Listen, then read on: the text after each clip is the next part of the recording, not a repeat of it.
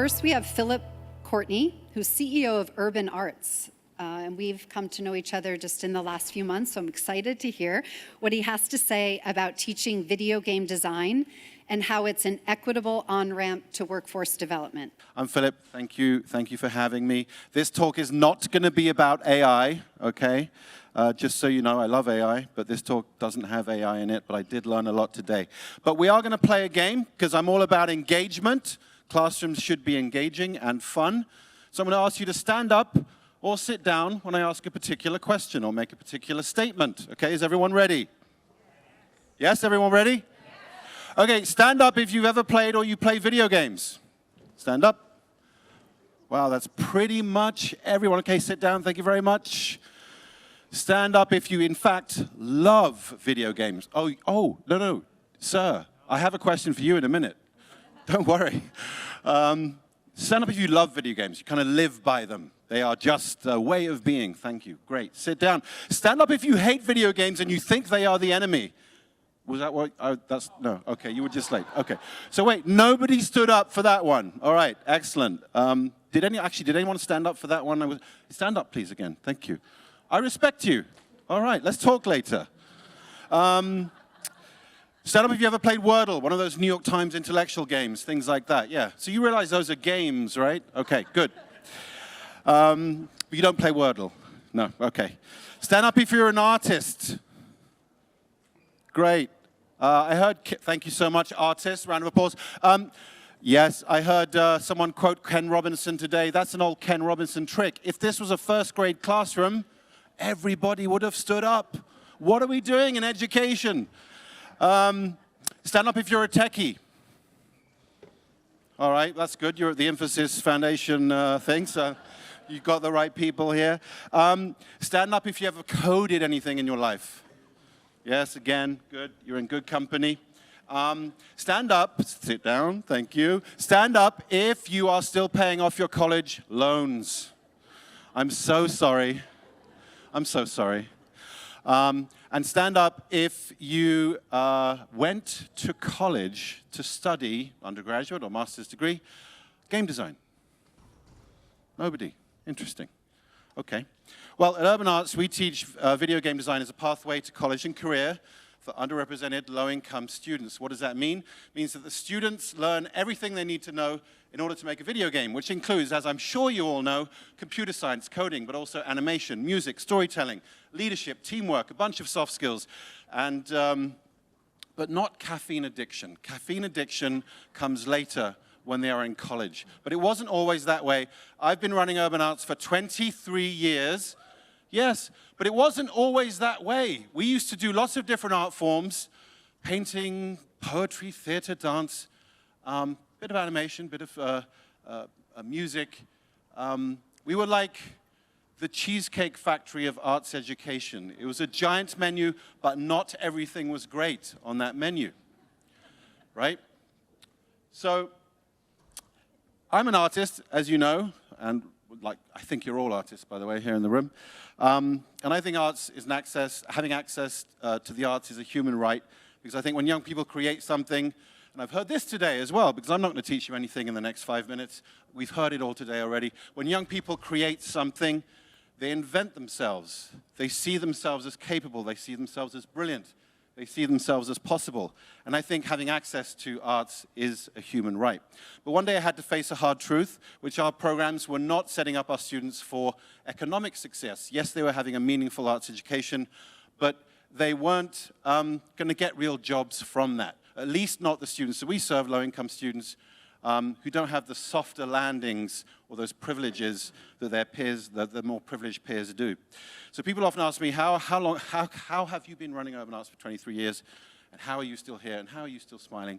And I say, well, as a CEO, you get that privilege to constantly, hopefully not constantly, but when necessary, to reinvent. When you see the future, it's your job as the CEO or as the leader to pivot towards it.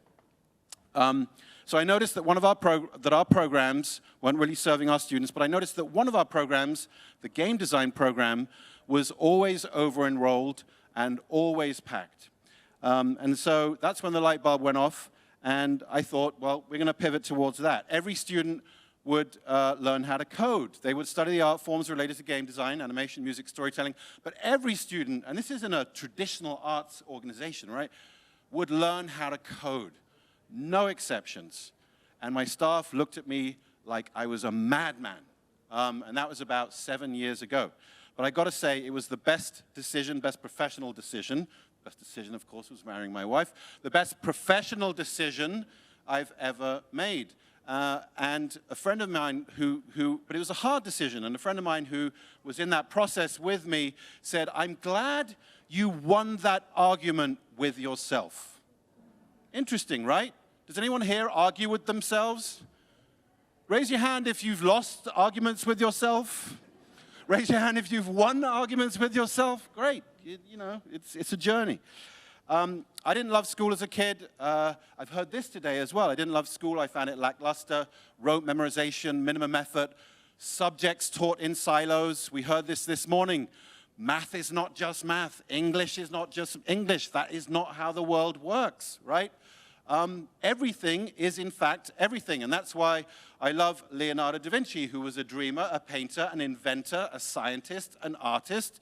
He lived at the intersection of arts and technology.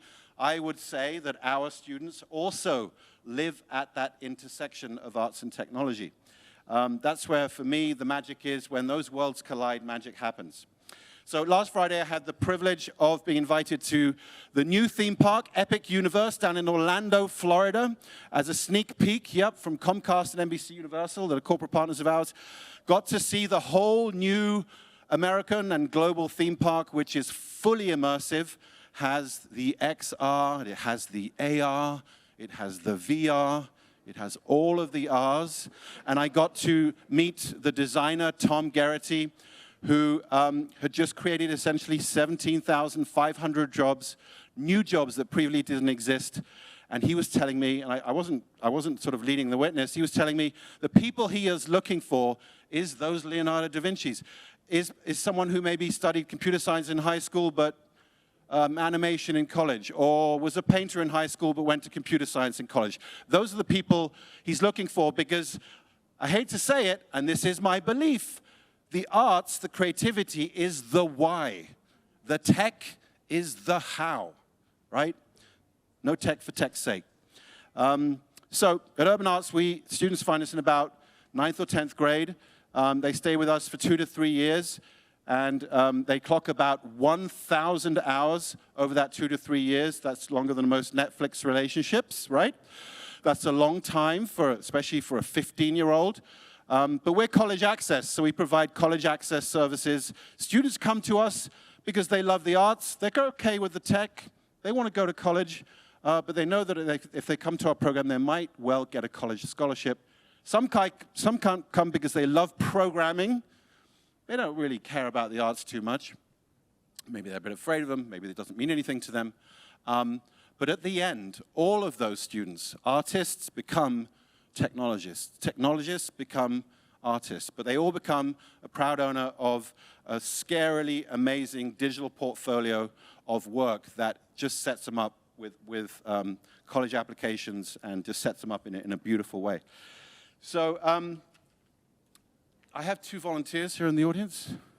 If you could just raise your paddles, please. Thank you so much.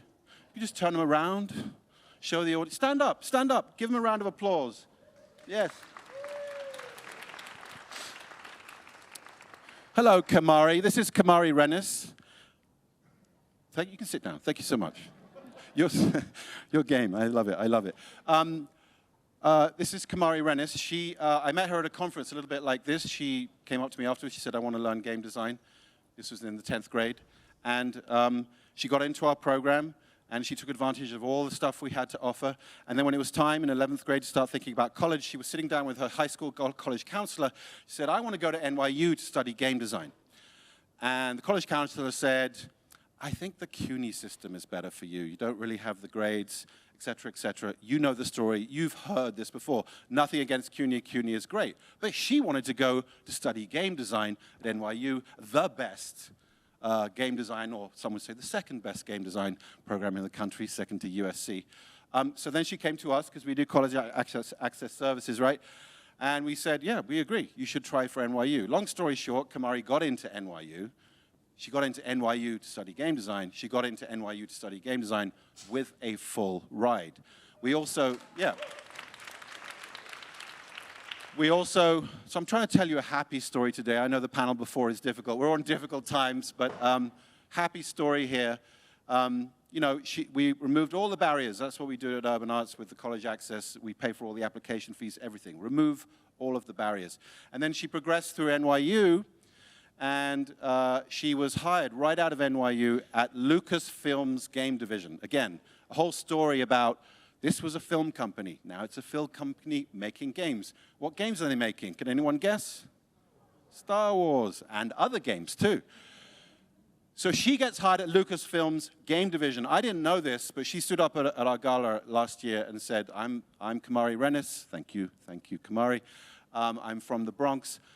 I'm at Lucasfilms now, and nobody knew this about me, but I'm a complete Star Wars nerd. I have been since I was a kid. And now I'm working and living my dream at Lucasfilm. So it's just a beautiful story. Lastly, I'll just finish with, it's not just about games, it's really about the gamification of everything. Games is a $300 billion industry, but if you think about everything else, we've heard this again today that's happening, whether it's in automotive. You think about that driving simulation yesterday. We're teaching people how to drive through a video game that costs $12,500 a day, by the way. But yeah, healthcare, automotive, finance, everything is becoming gamified. So that's what we are about at Urban Arts. What I would say to you as my call to action is let's help these young students get access, get a front row seat to the future, to the future economy. Let's help them become the digital DaVincis of the world, the future digital DaVincis. And my last thought to you is back to those arguments. You have to win with yourself. I just encourage you as a takeaway, as a leader, I know we are leaders in the room, we are making decisions. When you have that fight with yourself, I hope that you all win that argument that you have with yourself because it'll change your life. Thank you.